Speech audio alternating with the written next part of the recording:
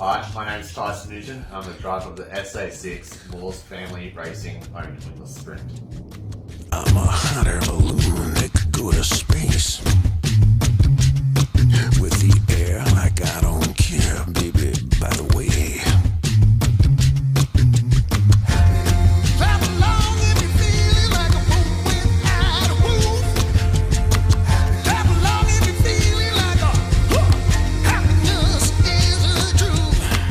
Clap along if you know what a happiness. Here we are with driver of the SA6 Wingless Sprint, Tyson Newton. Welcome to the workshop, Paris. Thank you for having us, Tyson. Great to be here. You're welcome. It's a pleasure having you here to have a look at the new wrap up close and personal, and this is our war paint for the rest of the season. It's a very exciting time for the car. The car is extremely bright. When I walked into the workshop, first thing I had to do was don the sunglasses, mate. She's a hell of a good looking car. Yeah, she's nice and bright. Move up the pink a little bit more from the last season. Getting the breast cancer awareness out there, and making a little dent in the Speedway scene.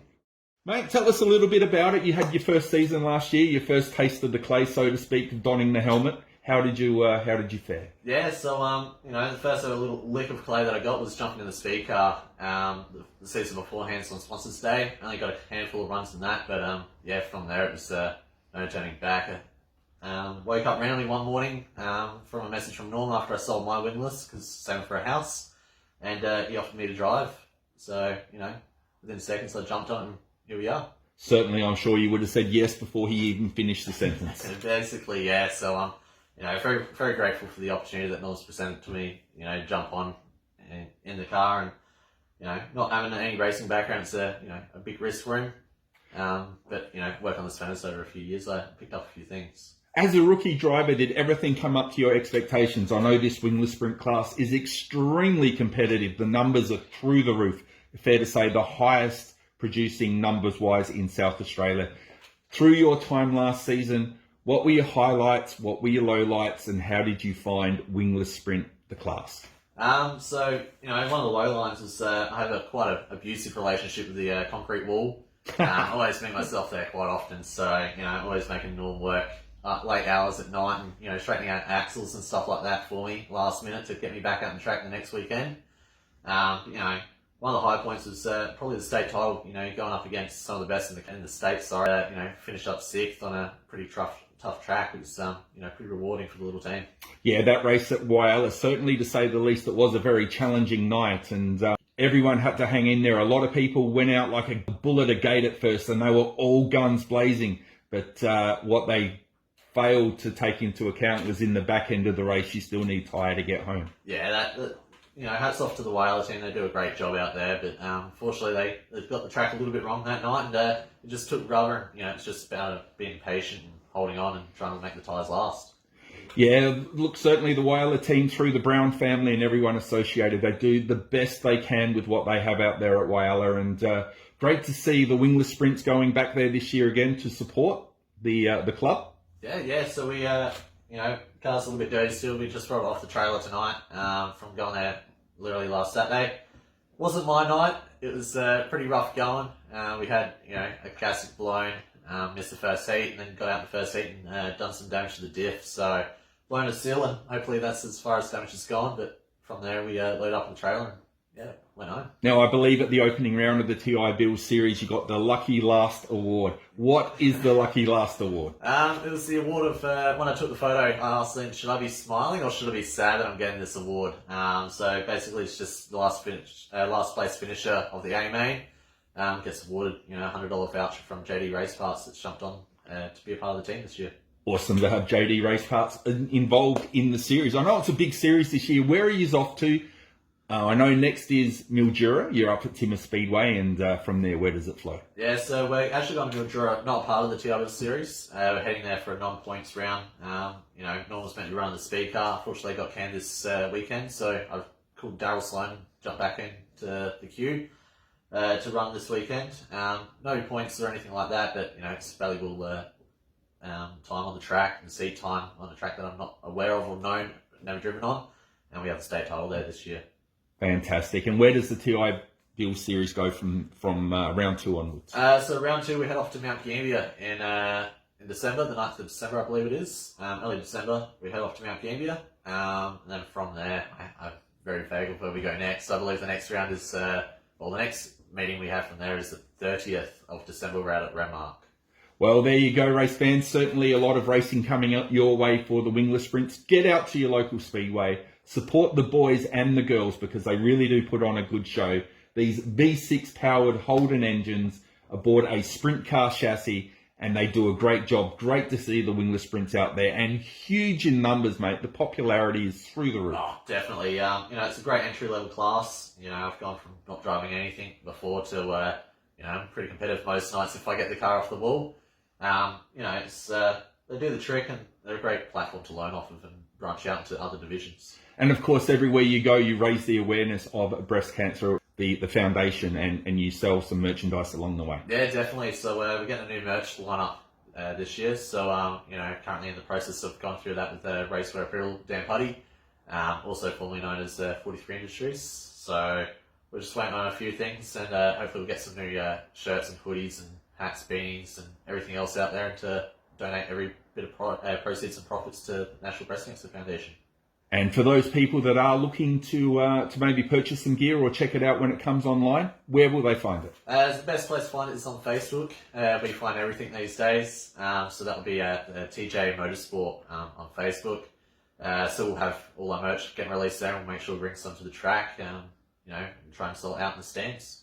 So there you go, race fans. 100% profit donated to the Breast Cancer Foundation. Couldn't think of a better cause. Go out there and grab yourself some merchandise, and perhaps you'd like to tell us a little bit of the history of the Newton Racing dynasty so far, the first chapter, if you will. So we got into the Speedway as a young kid, really. Grew up around the Speedway, from when I can remember. The first memories was going to the Speedway with my aunties out at Murray Bridge. Always fell asleep in the A main of the feature with the sprint cars going around. But always too scared to jump in the sprint cars in the pits. The big, loud, noisy things, and it was always dark inside the cockpits. From there, we got into crewing for the hardwire team first off.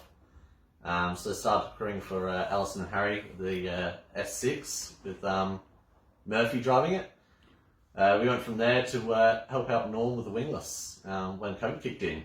And speaking of Norm, here we are now in his workshop with this fantastic car. Yeah. And a lot of hard work has gone in for a whole bunch of people. I'm sure there's some people you would like to take mention of.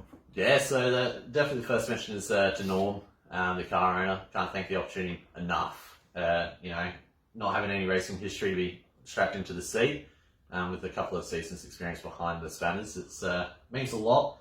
Then obviously to my crew, be my little brother Bradley, my mum, my partner, most importantly, dealing with the kids while I'm here in the shop long hours every week. Then it goes through to my sponsors, Warsaw Sharpening, Supreme Stiffico, National Breast Cancer Foundation. We got a new sponsor, Oriful, this season. They chucked in all this free material to help us out, make the car stand out in the track. We've also got Casey Carbon. Most importantly, we've got Scotches on again this season. Brenton and Alex and the team back at Scotches has jumped on big time this season, helping us out. We've got National Safety Products. Those boys have been there from day dot before I even got into the race car. They said they'll be behind me. So, a lot of these guys I can't thank enough getting out there. Also, Paris Charles Media. Paris has always been there helping out with the good old hero cards and everything else. GI Bills. William's always there to give us a hand whenever we need. Hooks us up with parts and helps us out a lot. So. Tell us a little bit about the National Breast Cancer Foundation. That was one that certainly picked up my interest there, because you are doing a lot for them and you're raising a lot of awareness. How did that come about? So it's the way I got into Speedway. My auntie, Belinda, she suffered from breast cancer from about the age of 12. Went through all the process of going through breast cancer and the treatment. Defeated breast cancer in, I think it was 2015 or 2016. Then unfortunately it came back with vengeance and took her life at mid-2017. Ever since then I've been always dedicated to getting breast cancer aware and it's a very soft subject with myself. So yeah, last season we got out there. I designed up some shirts and hoodies with CB Creations. Hats off to them for helping out in that time. And then, most teams make a couple of dollars off of every shirt and hoodie. I gave every bit of profit back to the National Breast Cancer Foundation. Raised a small amount of $450 last season. Hoping to kick that off a lot larger this year. Certainly is something that touches a lot of families and a lot of people, so I'm sure there'll be a lot of people wanting to get behind you and the cause. Now, I'm not sure if people can hear, but tucking away there in the background, I was trying to find a polite way to say it there, Norm. Norm's actually working away. He is forever working and very dedicated, passionate about Speedway, always tinkering or always playing. How did you get involved with Norm? So the way I got involved with Norm was we were out at Murray Bridge. I was helping Alison and Harry. The first time I ever saw Norm out on the track, he crashed into the wall. So well, I've got Norm with me now. This is impromptu, but Norm, go over where Ty is and say g'day to everyone out there in social media. How you going? Norm, you've been involved in Speedway for a hell of a long time. A long time. Punching 80 years plus. When was your first involvement? 83. I said plus. I was being clear. Now, tell us, when did you first get involved? When I was about 28, 29. So fair to say you've 60 plus summers of speed? And you've driven pretty much everything. You've gone through speed cars, you've done V6 sprints and saloon cars at the old Rolly Park. Yeah. Maybe tell us... And speed car at Rolly Park. The speed cars also. Now, you've driven a lot of things and you're still getting around in a speed car these days, the Wild and Wingless. Yeah. Tell us what it is that motivates you year after year to strap that helmet on and go racing, because 60 plus years is a long time to be turning left. Well, you've got to do something or you die. I don't believe in sitting around doing nothing. You've hooked up here with Tyson and you've taken him under the wing. How do you feel his progression is going as a driver? He's going okay. Yeah. For since he hasn't driven anything before, and just got straight into this. Well, he's doing all right. It was certainly a big dive in the ocean from you. It certainly wasn't a toe in the water. You just went in head first, putting Tyson in the car, and you've had a lot of faith in him, and he's certainly starting to show some good results on the board. You must be very proud of the way the team is going. Yeah, he's going okay. Okay. Well, he's a very hard taskmaster. But Norm, with your racing this year, here we are, 2023. We're pushing on as the years roll by, and you're going to climb back in the SA4 more saw sharpening speed car for another season? Yeah. We were going to run Saturday night, but that's all been called off.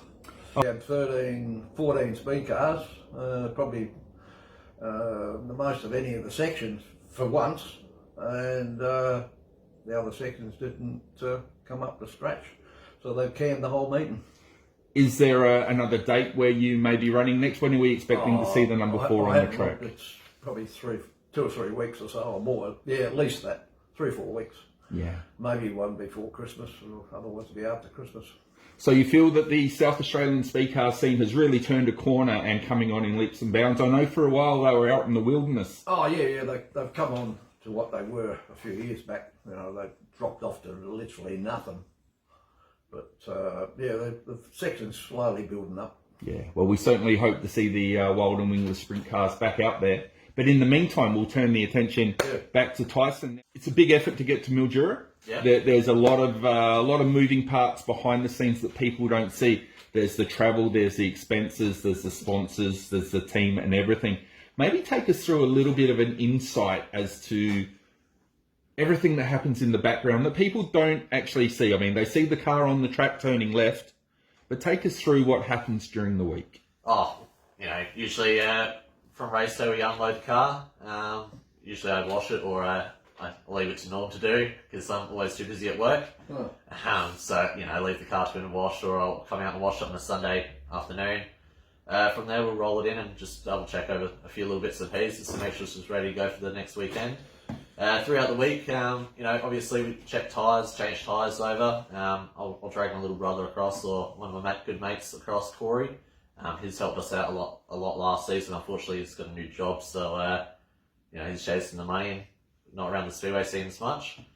From there, we obviously need to get some fuel. So another big hats off to the Scotch boys from helping us out this season. So they're coming in big time and helping us out with fuel and all our lubricants, and make sure this keeps turning over.